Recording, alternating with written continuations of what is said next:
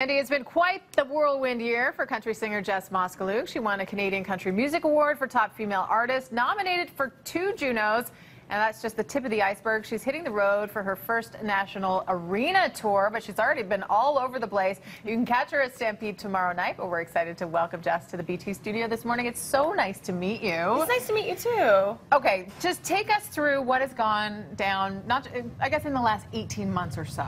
Oh my goodness, where do I even start? I have been all over the country the past little bit. We did my first, not my first, but I was on my first Cross Canada tour.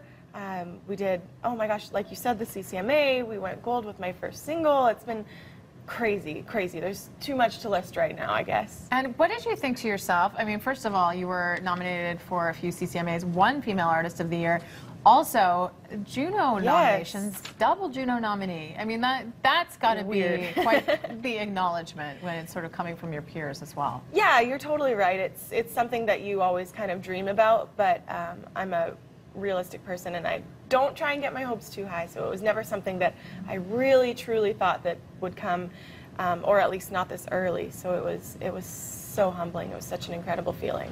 You're still very young. I want to know who kind of influenced you growing up in Langenburg, Saskatchewan. Yeah, Langenburg. Langenburg. So close. That's a tough one. Oh, Langenburg. Yes. I should have done my research. No. Shania Twain was a big one for me. You know, the female country was huge back in the 90s, and that's kind of what I grew up on. Martina McBride, Faith Hill, Shania Twain. But, you know, there's all kinds of influences, you know, in the male world too, as well as the pop and rock side too.